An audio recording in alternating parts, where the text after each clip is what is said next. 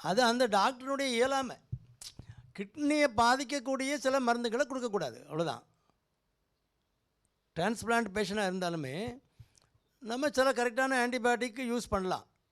சில தவிர்க்கக்கூடிய ஆன்டிபயோட்டிக்ஸ் இருக்குது, அதை நம்ம உபயோகப்படுத்தக்கூடாது.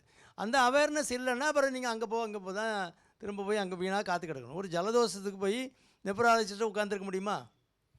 இவங்க கிட்னியும் அதே தான். ஒரு கிட்னி ஏற்கனவே 2 கிட்னியும் பழுதாகிட்டு இன்னொரு கிட்னி அடிஷனலாக வச்சுருக்காங்க.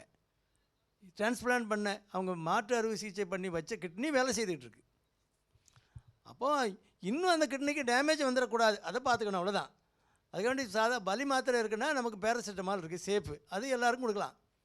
கிட்னி ஃபெயிலியர் இருக்கவனுக்கும் கொடுக்கலாம். அதுக்கு அது என்ன செய்யுதுன்னு அந்த குரூப் ஆஃப் ட்ரக்ஸ் இருக்குது. டைக்ளோபனாக்கு, அசிக்ளோபனாக்கு, நிறையா அந்த ஃபினாக்குன்னு வரக்கூடிய மாத்திரைகள் இருக்குது.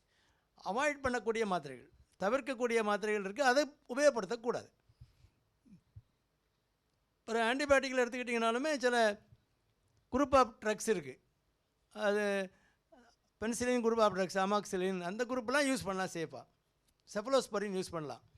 அந்த மாதிரி ஒரு குரூப் ஆஃப் ட்ரக்ஸ் வந்து நம்ம யூஸ் பண்ணலாம். அந்த ரெஸ்பிரேட்டரி இன்ஃபெக்ஷனுக்கு தகுந்த மாதிரி கொடுக்கலாம்.